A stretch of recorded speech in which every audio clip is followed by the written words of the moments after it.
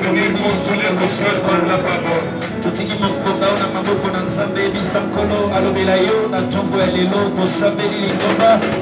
Que les gens soient bénis de la part des dieux.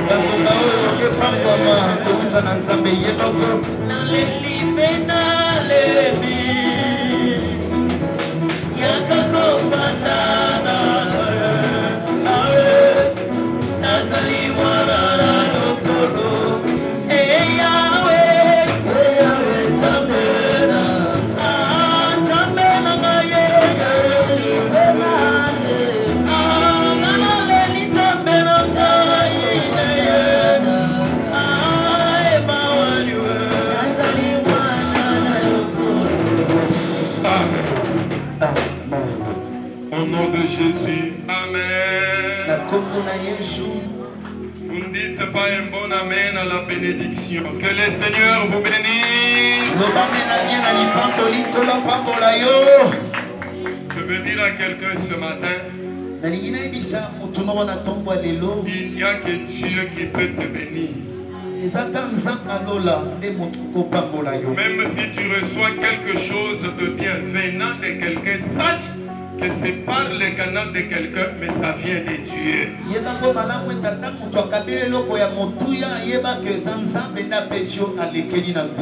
La vraie source qui ne tarit jamais pour nos bénédictions, c'est Dieu.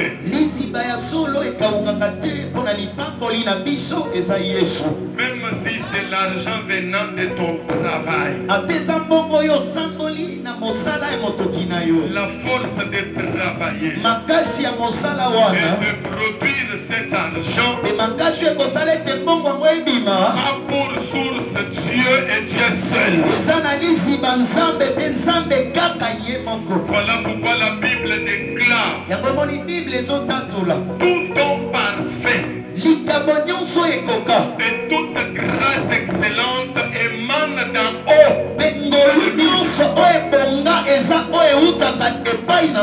Voilà pourquoi quand je dis que le Seigneur vous bénisse, je veux que vous receviez vraiment cette bénédiction. Que Dieu vous bénisse. Amen. Se connecter à la source. Le Seigneur nous a bénis pendant la semaine avec des enseignements très riches. Nous avions découvert que celui qui est connecté à la source, selon le livre des Psaumes chapitre 1er, il est comparable à un arbre planté au bord de la rivière, au bord d'un torrent, qui tire sa sève de cette source-là. La Bible dit que le feuillage de cet arbre ne flétrit pas. Et cet arbre produit du fruit en sa saison. Si toi tu es comparé à l'arbre alors que tu es une personne, quel est le fruit que tu dois produire?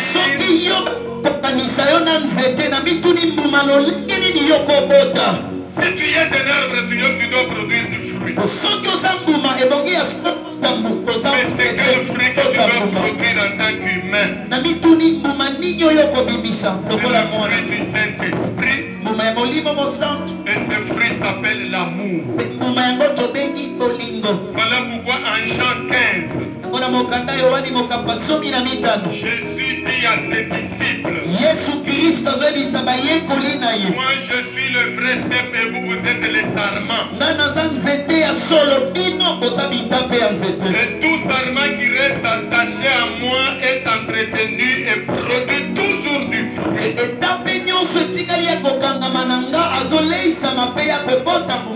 Le Seigneur a insisté sur la production de fruits dignes de la repentance.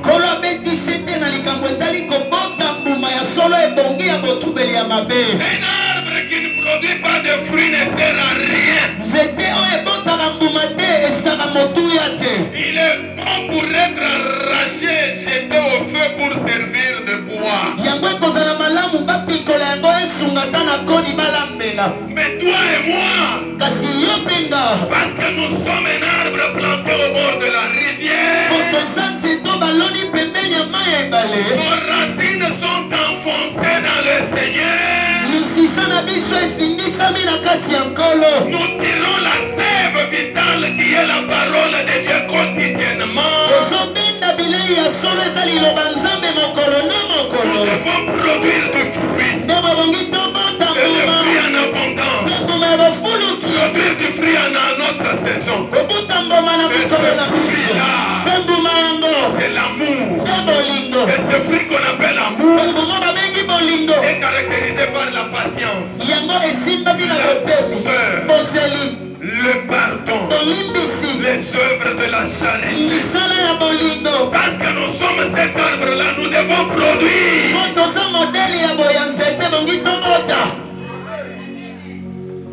Quels sont les fruits que tu produis toi? Parce que la qualité des fruits que tu produis montre à quelle source tu as attaché.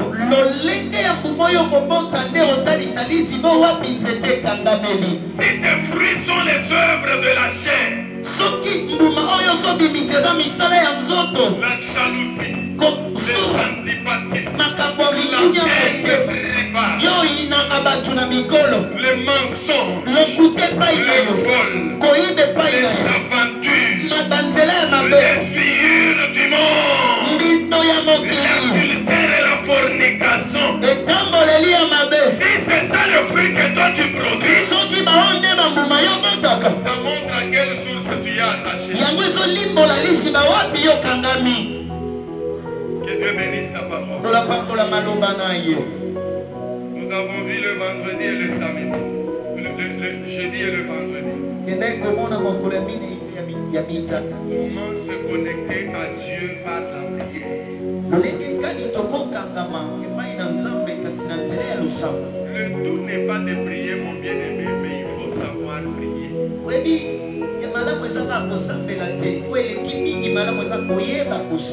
Il y a la quantité de la prière et la qualité de la prière.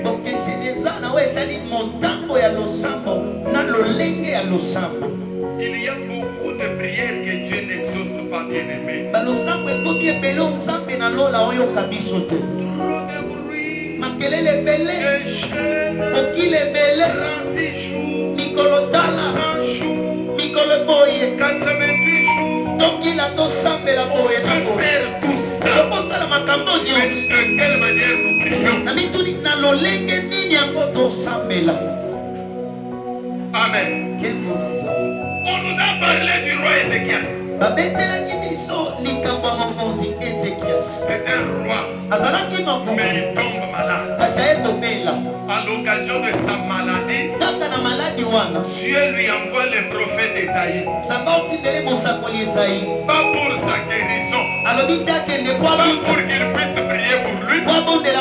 Mais Esaïe vient lui dire, tel que tu es couché sur le lit des malades, prépare bien les affaires de ta famille et dis-leur adieu parce que tu vas mourir. Dieu lui-même aux cieux a décidé de ta mort.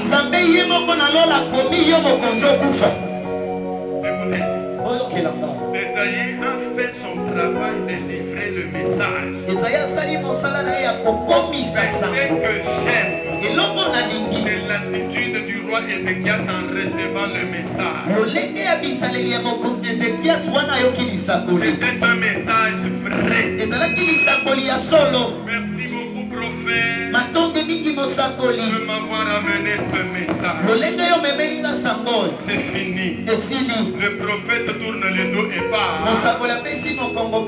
Tandis que le roi comprend que le message ne vient pas du prophète, mais le message vient de Dieu qui a envoyé le prophète. La source, ce n'est pas le prophète, c'est Dieu. La source, ce n'est pas le pasteur, ce n'est pas le docteur, ce n'est pas l'intercesseur. La source, c'est Dieu. Est-ce que quelqu'un m'écoute ce matin? Je me répète encore. La source, même si ce prophète a quel niveau d'onction, la source, ce n'est pas lui. Même ce soi-disant prophète du temps de la fête, il n'est pas la source. Ézéchias comprend que je ne dois pas traiter avec le prophète, mais je dois me connecter à la source. Il laisse le prophète partir, mais il va contre un mur. La Bible dit Ézéchias versa d'abondantes larmes. Ézéchias a prié avec ferveur. Mais il y a la prière et la prière. La prière a des dimensions et des échelons. Ézéchias a prié. Devant lui, il ne voyait personne. C'était en face des murs. Symbole de la limite. Pour dire à Dieu, je suis limité. Il s'est connecté à la source. Il a dit à Dieu, souviens-toi de comment je marchais dans l'intégrité, dans la crainte de ta parole. Souviens-toi de mes bonnes sœurs. Pourquoi je dois mourir? Oh Dieu, même si ça vient de toi, je refuse. Il y a des choses qu'il faut refuser.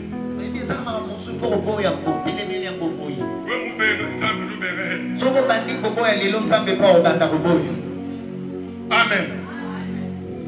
Ézéchias dit non. Cette limitation d'âge doit être repoussée encore. J'ai besoin de vivre. Je ne peux pas mourir. La fleur de l'âge. C'est pendant qu'il le disait, la Bible me dit qu'il pleurait. La prière, c'est l'expression du cœur qui s'adresse à Dieu. La véritable prière, ce n'est pas une récitation. Ce ne sont pas des paroles retenues ou mémorisées par cœur. Mais c'est le cœur affligé qui s'exprime devant la divinité. Et ma Bible me dit, et Dieu écouta et vit les larmes d'Ézéchias. Parce qu'il s'était connecté à la source par la prière. La Bible dit, Esaïe partait encore, il n'était pas encore arrivé. Dieu lui dit, rentre. Si tu ne rentres pas, ta prophétie sera mensongère. Rentre et dis à Ézéchias, moi Dieu, du haut des cieux, j'ai écouté sa prière. Je lui ajoute 15 ans. À partir d'aujourd'hui, qu'il compte à partir de son anniversaire 15 ans plein. Je le lui ajoute. Je te prêche un Dieu qui ajoute des années à l'âge normal d'une personne. Avec Dieu, tu peux vivre à 130 ans. Dieu ajoute. Il ajoute encore la force. Si Dieu ajoute, il ajoute encore l'énergie. Et Dieu ajoute. Et Dieu ajoute. Et Dieu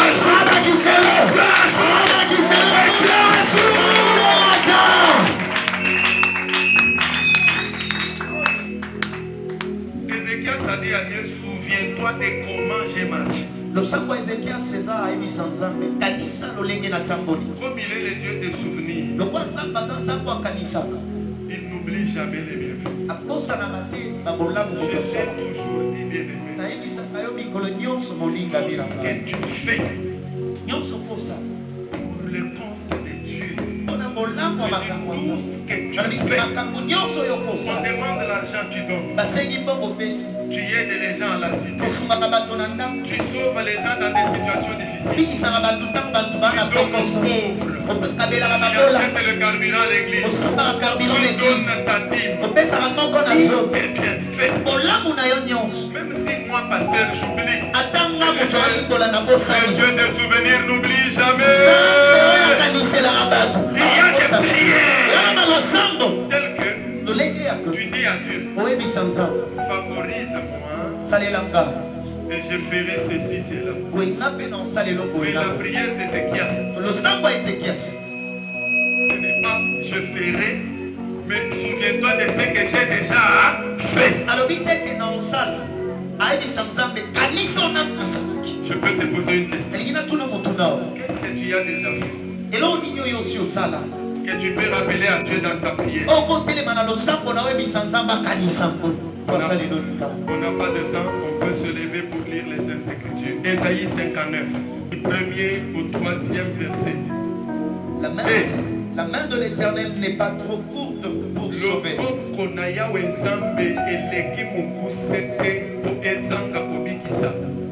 Ni son oreille trop dure pour entendre.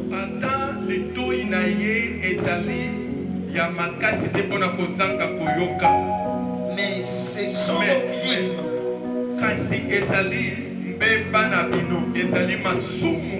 Les crimes. Ils mettent une séparation entre vous et votre Dieu.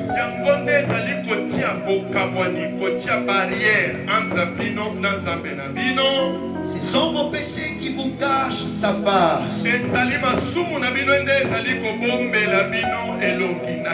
Et l'empêche de vous écouter. Car vos mains sont souillées de sang. Et vos doigts de crime. Amen. On nous lit Luc 15. Évangile selon Luc à partir, donc le chapitre 15 à partir du verset 11. C'est une longue lecture, mais on va lire quelques versets. Vous connaissez la suite. Il dit encore. Un homme avait 2 fils. Le plus jeune dit à son père, mon père, donne-moi la part de bien qui doit me revenir. Et le père leur partagea son bien. Peu de jours après, le jeune fils ayant tout ramassé, parti pour un pays éloigné,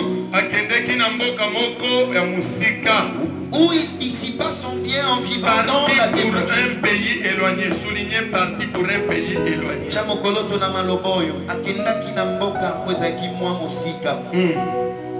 Continuons. Où il dissipa son bien en vivant dans la débauche. Lorsqu'il y eut tout ses pensées. Une famine, une grande famine survint dans ce pays. Et il commença à se trouver dans le besoin.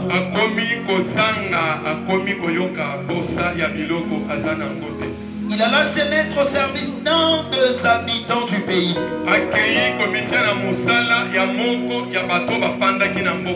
Il envoya dans ses champs garder le pourceau.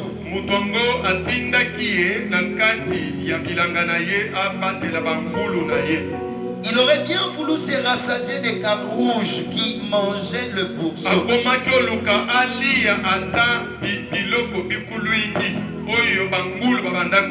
Mais personne ne lui en donnait. Étant rentré en lui-même, il s'est dit combien de mercenaires chez mon père ont du pain en abondance.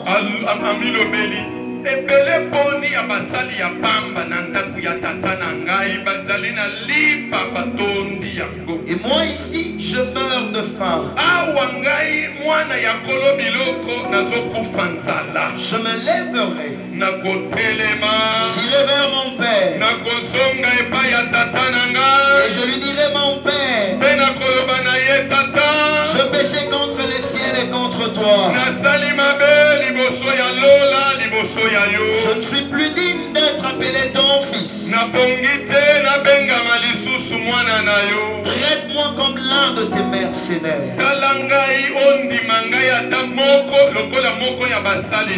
Il s'éleva et alla vers son père.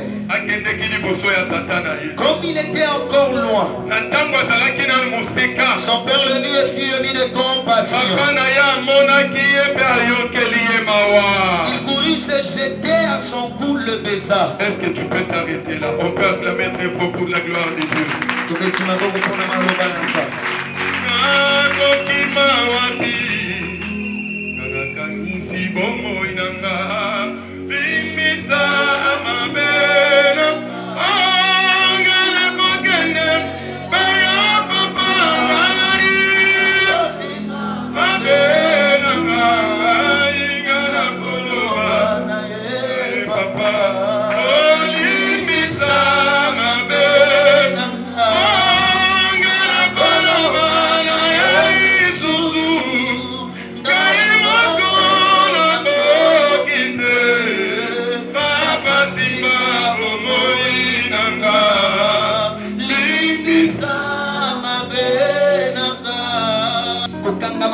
Au moyen de la repentance, bien-aimé dans le Seigneur, je veux que vous puissiez retenir cette chose une fois pour toutes. Dans les relations, il y a toujours des problèmes. Même dans nos relations avec Dieu, il nous arrive toujours de broncher, toujours de pécher, toujours de nous éloigner. Toujours parce que nous avons la chair. Et comme il a dit tu sais toi là, tu es un esprit habitant dans un corps. Et ce corps a des faiblesses. Pour arranger tes relations avec Dieu, Dieu te demande une seule chose: le cœur repentant, un cœur sensible, le cœur de chair. S'il y a le péché que Dieu ne tolère jamais, quelqu'un qui fait du mal et qui se donne raison, il s'encourra le mal qu'il a fait. Il doit toujours être en bon terme avec Dieu. Dieu n'est pas ton ami, Dieu n'est pas ton grand-père. Il est le Père, il se fâche, il punit. Voici pourquoi Dieu a appelé David l'homme selon mon cœur. Même si David avait fait quel niveau de péché, il avait la promptitude à revenir au pied du Seigneur. David se jetait par terre. David roulait, pleurait en disant, pardonne-moi. Si vous lisez Psaume 50, vous entendrez la prière de repentance. Seigneur, pardonne-moi. Je suis né pécheur. J'ai été conçu dans le péché.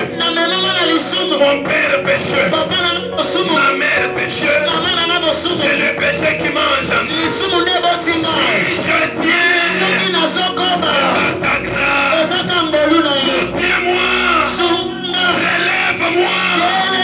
Relève-moi. Et quand David prie, c'est son cœur qui s'est repentant. Et le regret d'avoir offensé Dieu. Malheureusement aujourd'hui, beaucoup tombent dans le péché, mais ne se repentent pas. Beaucoup tombent dans le péché, mais ils ne reviennent pas sur leur pas. On ne s'habitue pas avec Dieu. Il est Dieu. Il reste Dieu. Dans sa souveraineté, il fait ce qu'il veut, comme il le veut, quand il le veut, dans les conditions il le veut, et là où il le veut, parce qu'il est Dieu. Personne n'a de compte à demander à Dieu, et Dieu n'a de compte à rendre à personne. En Esaïe il est écrit, et j'aime bien ces versets. La Bible commence. Non, la main de l'Éternel n'est pas courte. La Bible dit non, l'oreille de Dieu n'est pas sourde pour ne pas entendre la prière. Beaucoup de gens prient aujourd'hui, alors qu'entre eux et Dieu, il y a une grande barrière. La Bible dit, ce sont nos péchés, ce sont nos crimes qui mettent une séparation entre nous et Dieu. Quand on parle de la séparation, c'est-à-dire il n'y a pas de connexion. Et pour se reconnecter, il faut briser la séparation par la repentance. La repentance, c'est ça la vie des enfants de Dieu. La Bible me dit, Job, dans son temps de l'abondance avant, il faisait la repentance tous les jours. Même pour ses enfants, il donnait des offrandes. Il dit à Dieu, Seigneur, peut-être mes enfants là où ils sont, ils t'ont offensé. Pardonne à mes enfants. Peut-être ma femme, peut-être mon mari, parce que nous sommes sur la terre. La terre est souillée. Le monde est méchant. Dans certaines circonstances, tu peux te retrouver sous l'effet de la colère. Il a prononcé une mauvaise parole. Reviens vite sur les pas. Répands-toi. Tu es le Dieu qui pardonne. Tu es le Dieu qui oublie. Quand il pardonne, il jette nos péchés dans la mer. Si tu ne te répands pas, si tu ne demandes pas pardon à Dieu, bien-aimé dans le Seigneur, ma soeur bien-aimée, depuis que tu as fait ça, depuis que tu as avorté, depuis que tu es sorti avec ce monsieur-là, depuis que tu as déjà appliqué cette formule-là, depuis que tu l'avais insulté, est-ce que tu t'es déjà repenti? Voilà ce qui empêche nos prières d'atteindre Dieu. Il est fidèle. Il est capable. Lui qui a créé l'oreille. La Bible dit la main de l'Éternel n'est pas courte C'est pas comme la main de ton père. C'est pas comme la main du pasteur. Ma main est ici. Si quelqu'un est malade à Mikonga, ma main ne peut pas le toucher. Mais la main de Dieu est capable. Tu pries pour une personne au Congo. Et toi qui pries, tu es au Congo. La main de Dieu touche la personne aux États-Unis. Elle est très longue. Rien n'empêche la main de Dieu. Sinon les péchés. Même dans le monde des ténèbres, la main de Dieu arrive.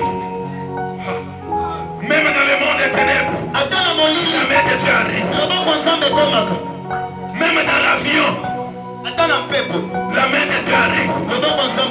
Même dans le train, même dans les 207 qui fait les tonneaux, la main de Dieu est capable de sauver quelqu'un. C'est une main longue, une main de compassion, la main puissante, la main qui sauve et qui délivre. Mais la Bible dit qu'il empêche nos péchés, ce sont nos cris, nos mains sont entachées de sang. Voilà pourquoi nous ne vivons pas la main de Dieu. Elle est capable de t'accompagner. Même dans ton commerce, même dans ton mariage, tu peux vivre la main de Dieu.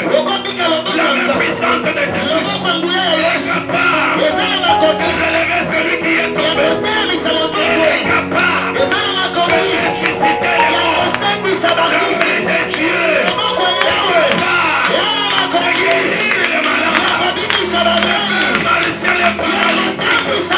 Et la Bible dit, ce sont nos péchés, ce sont nos crimes, ce sont nos commérages. Songi. C'est ça qui empêche Dieu bien-aimé.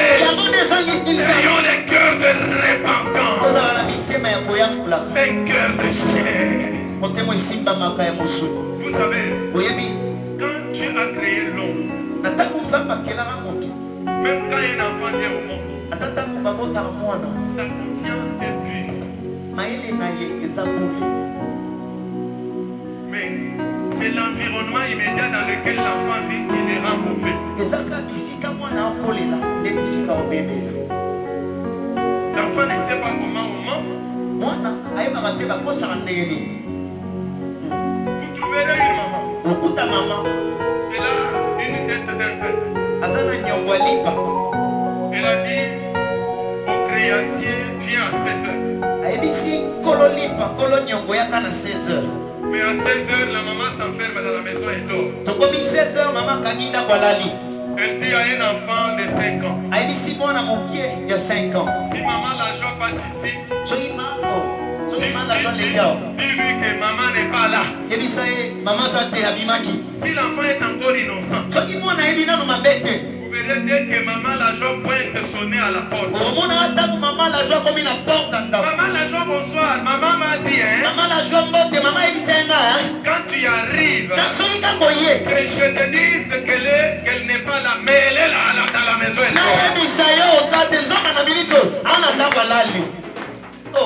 Qu'est-ce qui fait dire ça à l'enfant? Il ne sait pas comment on pêche. L'enfant ne sait pas comment on vole.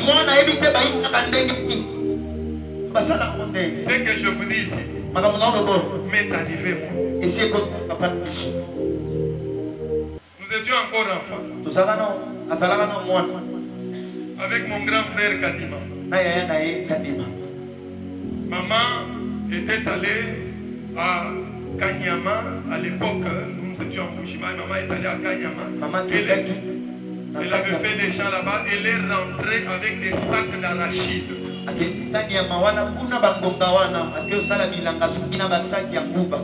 Et ces sacs d'arachides étaient dans notre maison.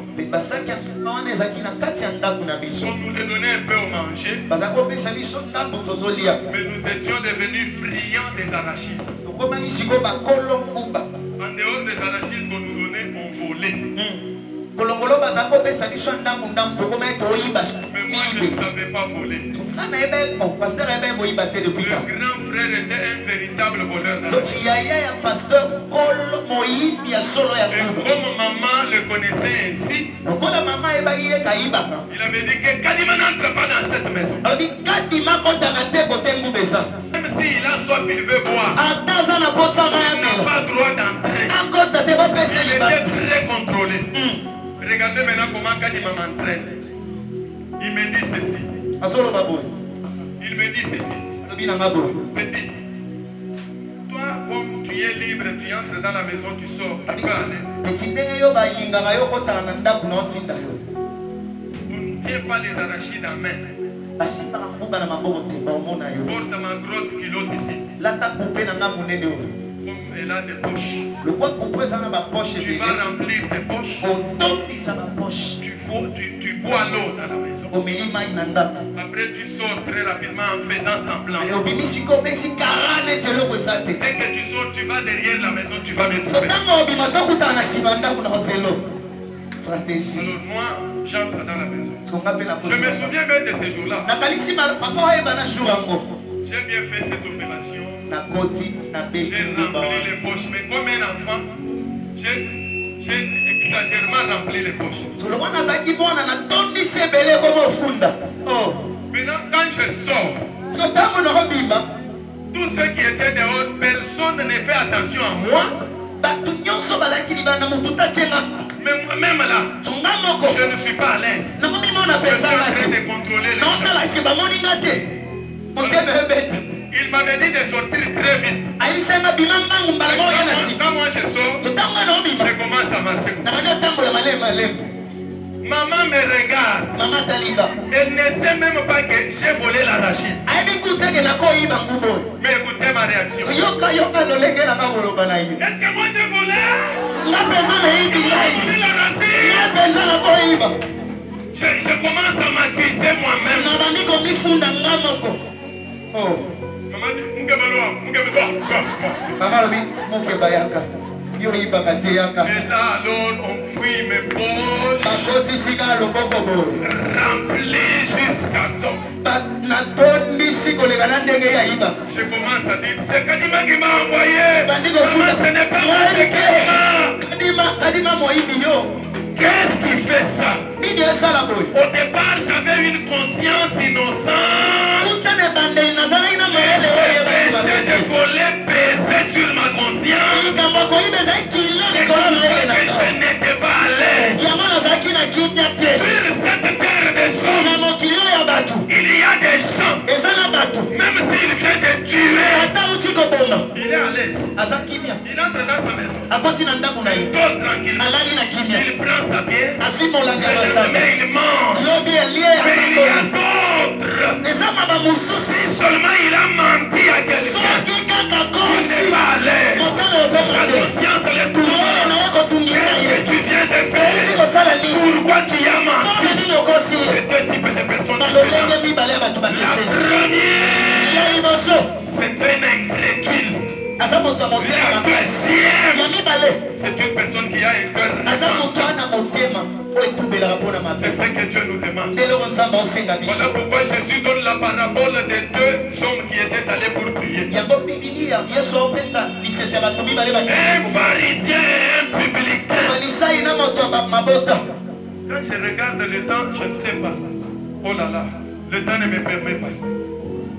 Je vais toucher un peu vite à ma prédication de ce matin. tosimba na lombango matangi ya tongwana C'est connecté à la source qui est Dieu par la repentance. kokangama na lisiba oyo ezali nzambe na nzela ya La kotungela Bible dit ceci. bible elobi boye Jésus yesu donne la parabole du fils prodigue. aopesa lisese ya mwana oyo abungaki nzela Mais moi je ne te parle pas de la parabole, mais je te prêche la parole de Dieu à travers la parabole. ngai naobetelo lisolo ya lisese te naoteya yo sango malamu na nzela Un homme avait deux fils. bible elobi motu moko azalaki na bana mibale ya mibale C'était un homme riche. azalaki moto ya bozwi Un homme motu avait azalaki deux fils. na bana mibale ya mibale Cet homme, moto oyo je te dis déjà que c'est Dieu. nayebi so moto oyo nzambe yembo Et ses fils, ebana nayebi c'est toi et moi. eza yo mpe ezanga Je vais épingler là.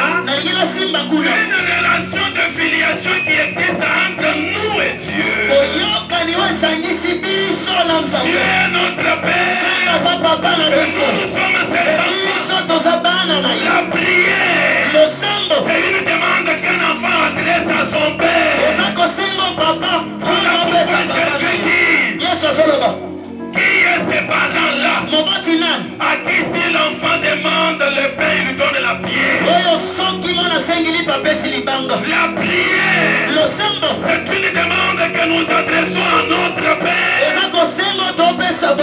Qui est aux cieux.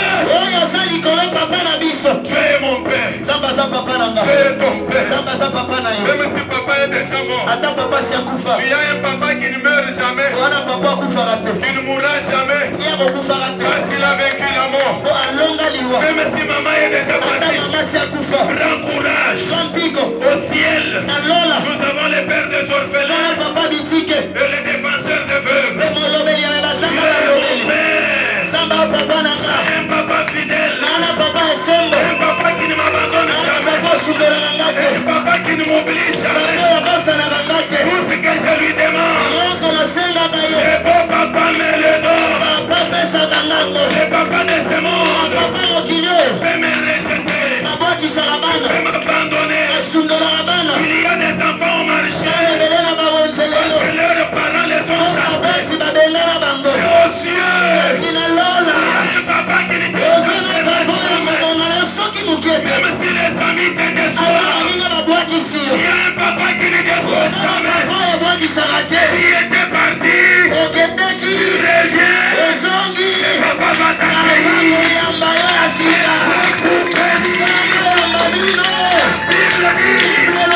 Parmi ces deux fils, le premier était fidèle. Le deuxième avait un cœur chaleureux. Il avait un cœur de feu. Mais parce qu'il était à côté du Père, il ne bougeait pas, il ne pêchait pas, il regardait les prostituées, il ne s'en approchait pas parce qu'il était connecté au Père. À cause de la présence du Père, il était sous un bon encadrement. Mais écoutez ce que c'est. Il dit à son Père, Papa, donne-moi ma part de la bien.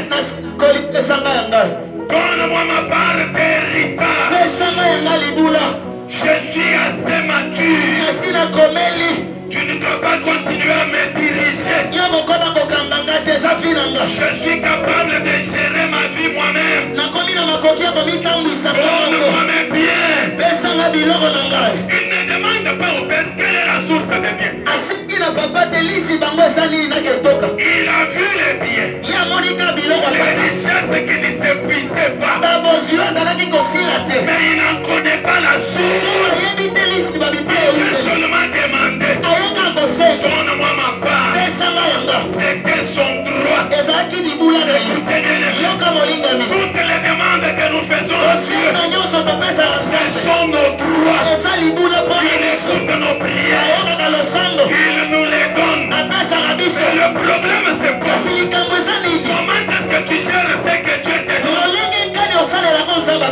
Comment est-ce que tu utilises la bénédiction de l'Éternel? Est-ce qu'on peut demander l'héritage pendant que le Père est vivant? Cet enfant n'avait pas de patience. Il était là. Il ne manquait de rien. Il mangeait à sa faim. Il s'habillait comme il voulait. Tout ce dont il avait besoin, il avait droit de prendre. Parce qu'il était connecté au Père.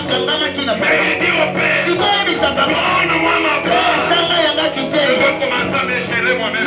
C'est l'attitude de beaucoup de chrétiens aujourd'hui. C'est l'attitude de beaucoup beaucoup d'enfants de Dieu.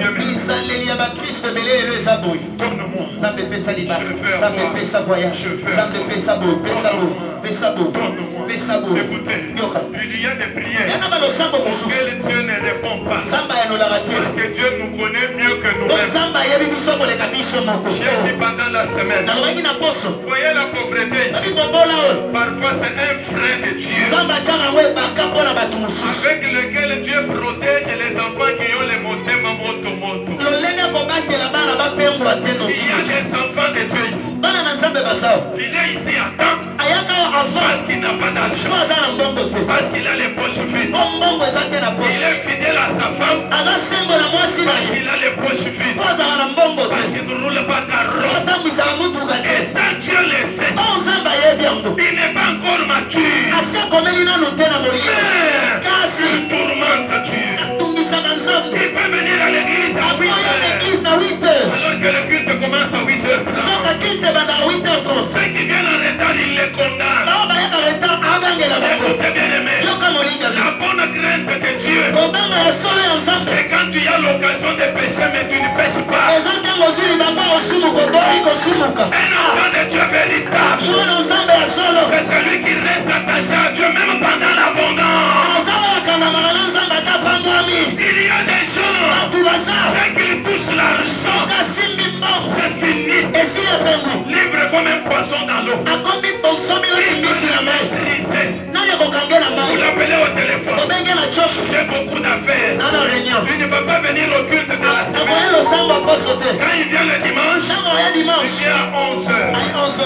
Dès qu'il est 12h, Soki 12h il ebeti. regarde à sa montre. Atali Alors, montre na ye. il dit, ah non, j'ai des affaires. Baumeli hein. Il fait un effort, il sort discrètement. Là. Asali mwa kara mimi bamona te akei. Il devient orgueilleux. Akomi lolendo. Il devient vaniteux. Akomi moto ya lofundu. Tous les gens qui n'ont pas l'argent, Bato nyonso bazanga mbongo. il ne peut saluer personne. Mota kopesa te. Ce ne sont pas les gens de mon niveau. Ba bato ya niveau na ngai te. Plus d'argent que Asili toi. ebele koleka yo. Il court à tout. Mokili eza bongo. Il est le Dieu de Christian. Aza nzambe ya bosembo. Écoutez bien aimé. Yoka. Un véhicule Mutuka. qui n'a pas de frein Oyo esinanga frein. dans la descente de Maïndombe Soki ekita na mai ndembe. va tomber dans l'eau. Ekokwela na Tout mai. le monde va Na mourir. bato nyonso bakokufa. Si toi tu n'as pas de frein, Soki ozanga ebanga. toi tu n'as pas de frein, Soki ozangi frein. je ne vais pas te donner l'argent. Samba kopesa mbongo te. Tu seras comme un véhicule sans frein Ozala mutuka ezanga frein. qui va acheter le sida à très cher. Okosomba sida na panga cuma. Répands-toi, Tumela. répands-toi. Tumela. Hey, Papa. moi la part. Esanga yanga biloko. Comme c'était son droit, Lokola ezalaki libula na ye. le père dit, Papa lobi c'est un enfant. aza mwana. Il a déjà la barbe. Asi akoti mandefu. Est-ce que la barbe est une preuve de maturité? Bao bana mandefu ya nyonso bakomeli. Il y a des adolescents de 55 ans. Mwana moke baana 55 ans. Puis, un papa là, Papa moko de 55 ans. 55 ans. Il est encore adolescent. So baana mwana 14 ans. Derrière les petites filles. Yo papa bokolika. Derrière les petites filles. Yo papa boka Il y soki. a que là, Wana mbula nini? tu n'es pas mature. Okoli te. Sois brisé. Sanga buka yo. Sois brisé. Sanga buka yo. Un tel monsieur Papa ya bo. n'a pas droit à la bénédiction. Azopanga mateso olakele mabe. Tu fais des choses ensemble, tu tombes moins que les autres. Lipambolo tosenga na l'église oyo. Jabantu baboba. Eza bato bakomela. Bantu babolongolola muchisa. Bato nzamba buka bongisa.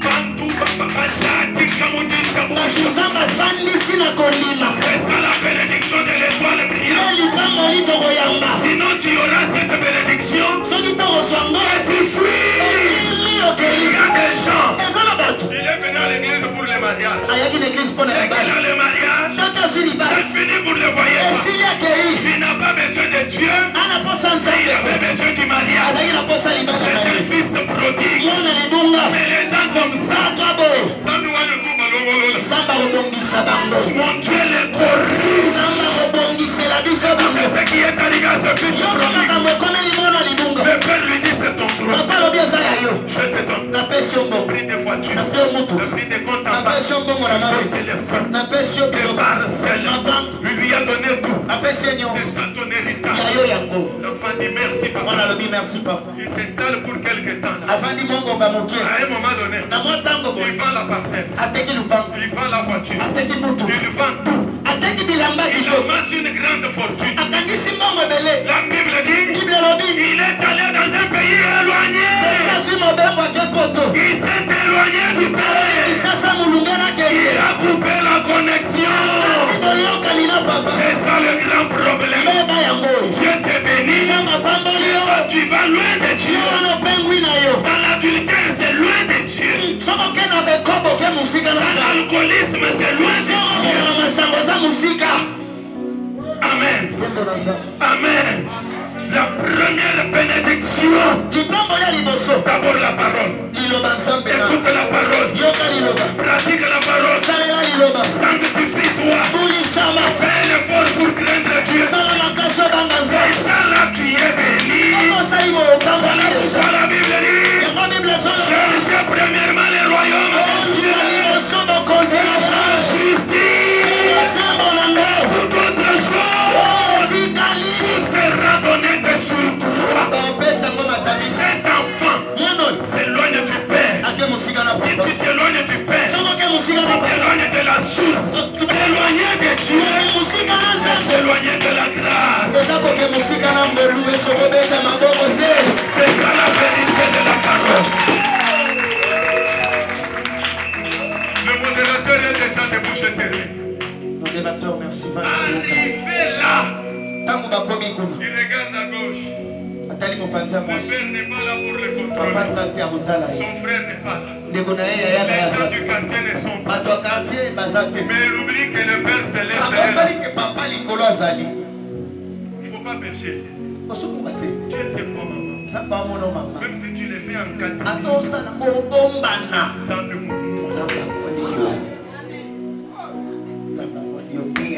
quelqu'un me donne un exemple. Un monsieur en ville à la Gombe, là, sur une avenue. Il trouve une somme d'argent tombée. Quand il regarde, il voit l'argent. Il arrive là. Il regarde derrière. Il regarde devant. Il regarde à gauche et à droite. Il ne voit personne. Il fait un long pas. Une petite formule. Il ramasse. Il appelle sa bénédiction. Tu as regardé gauche, droite, devant, derrière. Alors que quelqu'un à l'étage. Tu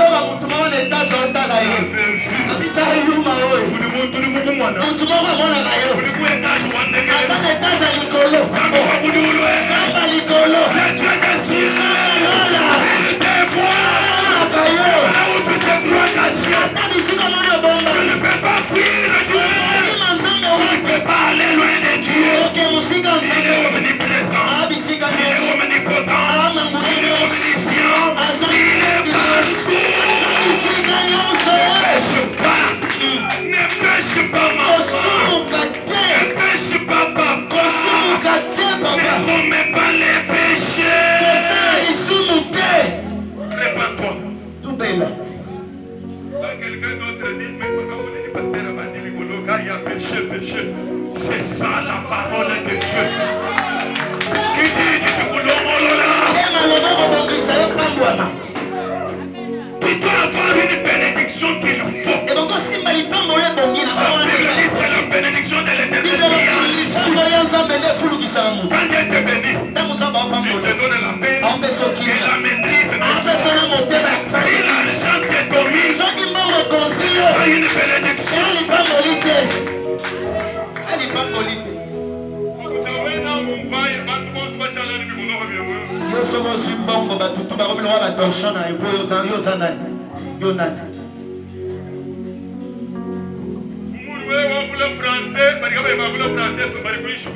Le roi est français bien. Babiso est m'a plein.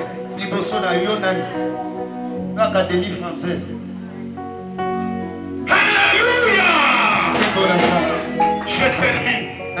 La Bible dit arriver là. Bible dit comme kuna.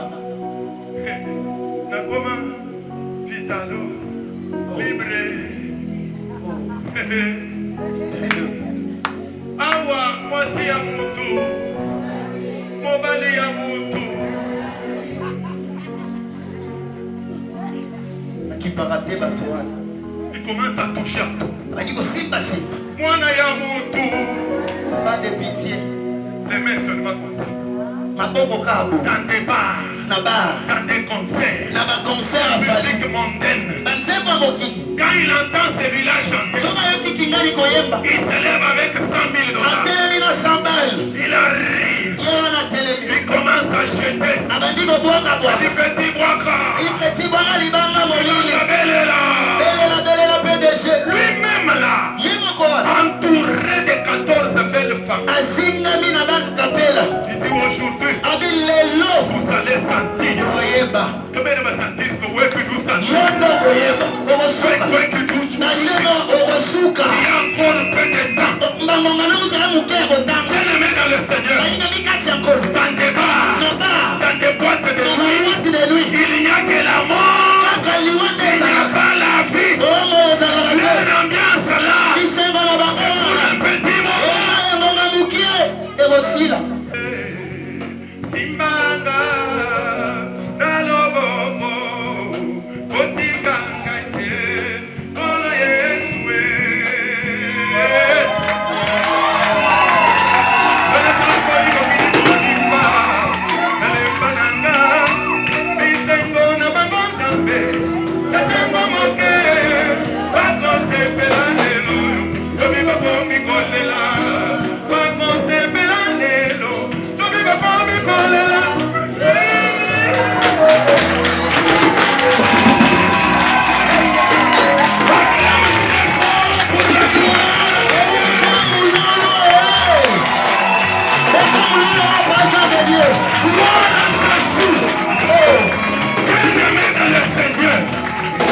Les puissances de ce monde qui sera pour qu'il y ait tous les arabes. Vous dites ici, c'est indiqué. Les loyers bagnons. Les balles de ma bande. Non, les balles à bande. Les balles de ma bande. Non, balles à eau. Les balles étudiants. Non, balles étudiants, yes. Les balles assistants. Non, balles assistants, yes. Non, professeur. Non, professeur. Non, balles pousseurs. Non, Salisa. Obakisa. Obakisa. Kanambula bibi. Imandani mukubeshi. Quand 2 ans d'être reçu. 3 ans. 3e année.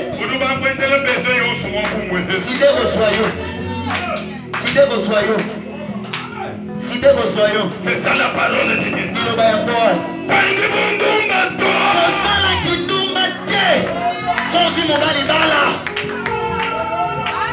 Même si tu n'as pas encore eu de mari, je te dis que ton mari est là. Dieu va te donner son mari. Ton mari est en train de faire des aventures.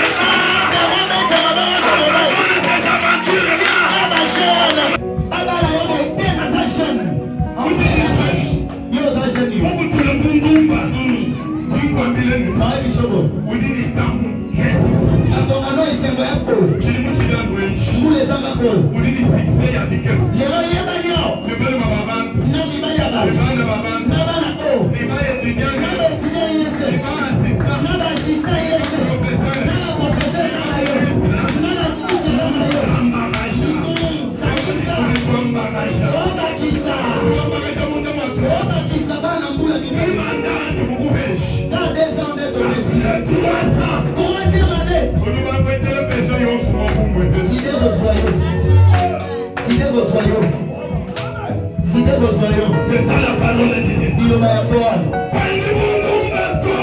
la parole de Dieu. Même si tu n'as pas encore eu de mari, je te dis que ton mari est là. Dieu va te donner son mari.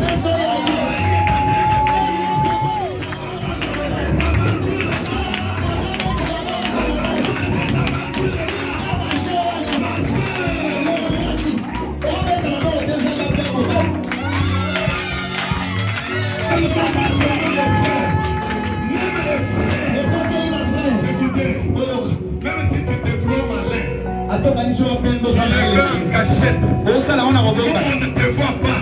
Je te dis que tu n'es pas malin. Le ciel te voit.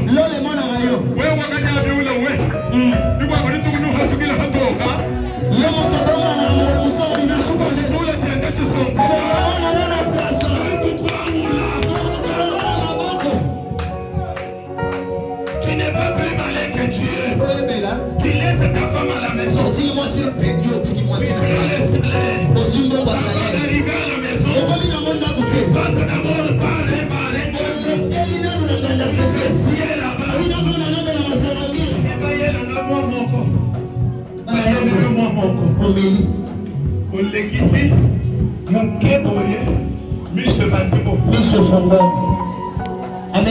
Amélie Thiobocycline. Nabombi Kombo. Nabombi Kombo na ye. Nabombi Kombo. Nabombi Kombo. Soki na tangi yo. Moi na papa.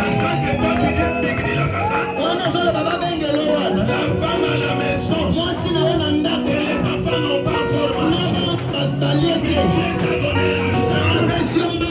Cette famille-là, pour le limota wana. Tourne l'argent. Ozosa mbongo ya limota.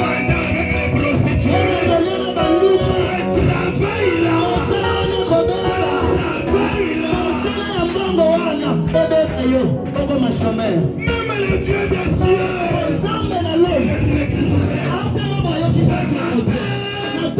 répands-toi, il est prêt à te recevoir. Le Messie a fait des ambiances. Kapela na yolo, Tolian Taba, Tolian Moulou.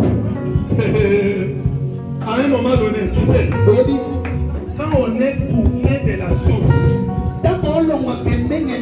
même si tu y avais des milliards, et cosine là, amen. Tu souhaites te retrouver aujourd'hui avec 100 000. 3 mois après, tu demandes 500 francs pour aller à Kingasaki. Le monsieur ne faisait que sortir. Pas d'entrée, rien que de sortir. Tout celui qui passe près de lui. S'il passe dans les quartiers, les enfants lui donnent les noms.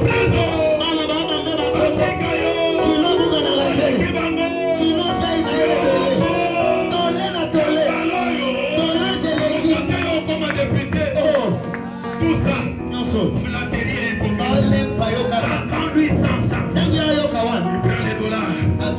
Petit bobé là. Petit bobé là. C'est pas n'importe qui là. On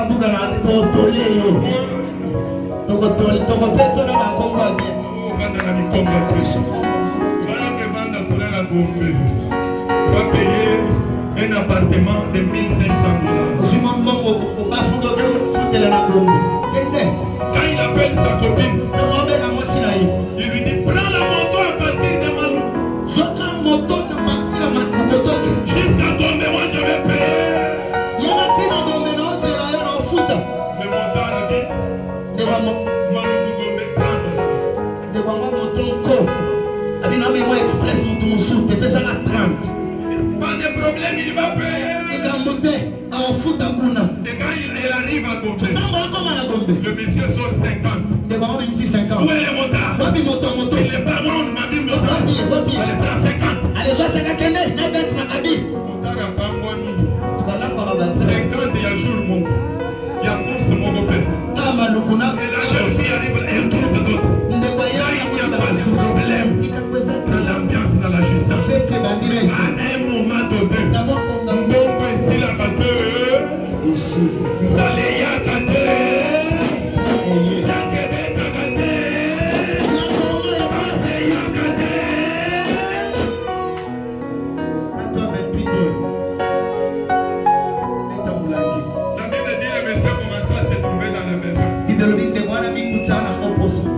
Arrivé le matin comme ça. Alors on attend 6 heures et 20 secondes. On le sort de la maison.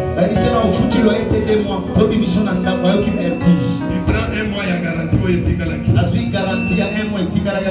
Il descend, il va côté Mangengenge à Toutianga. Attention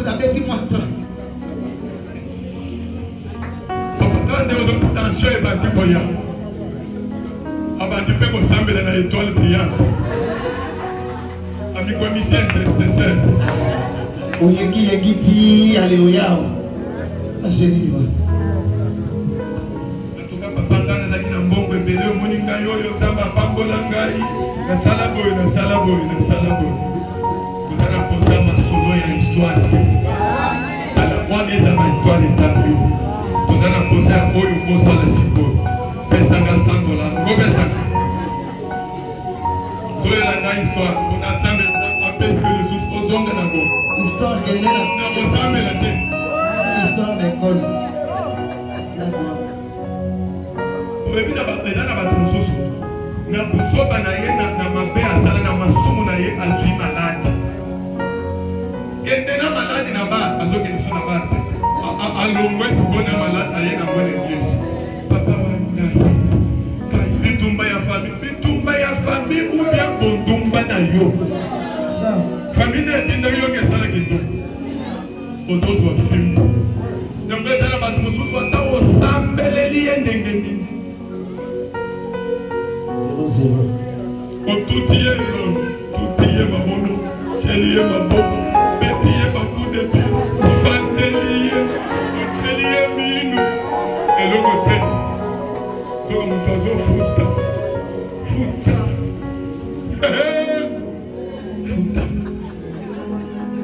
amen répands-toi.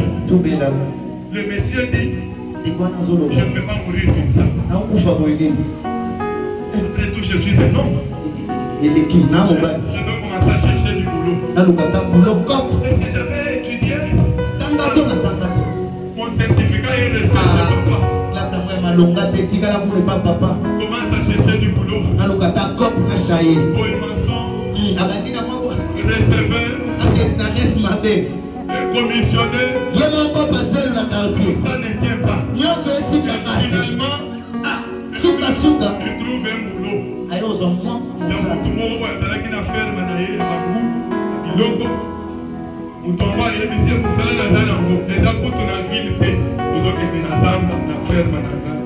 D'accord, papa, vous allez de tata, de maman, vous allez combien?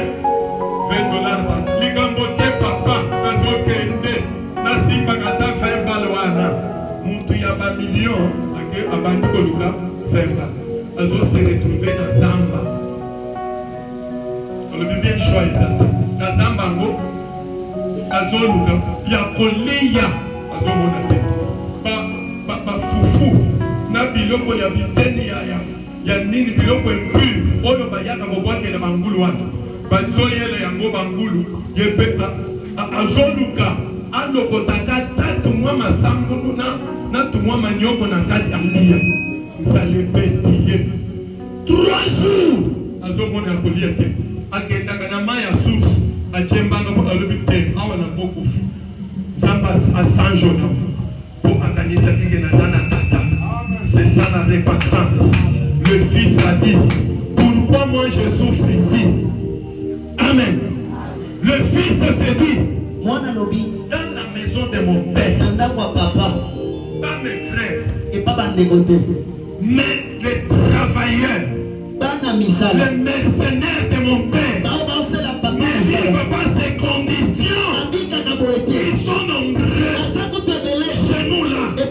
Ils mangent et se rassasient. Et à la fin du mois, ils ont un salaire.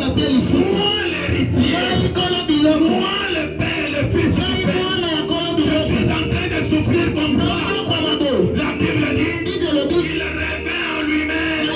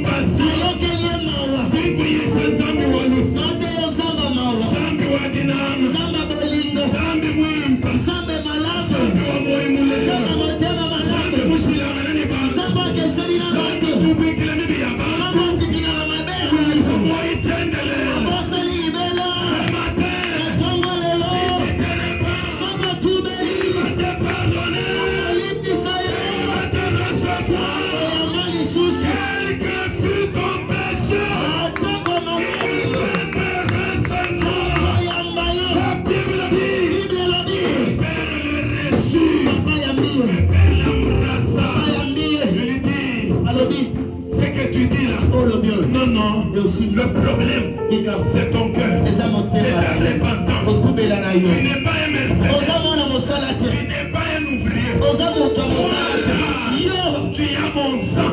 Tu es mon sang. Tu es mon fils. Retourne dans la maison.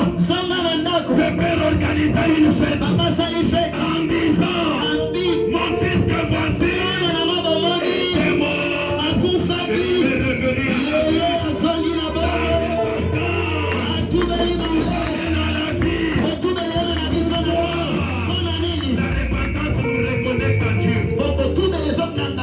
Je ne sais pas ce que tu as commis comme péché.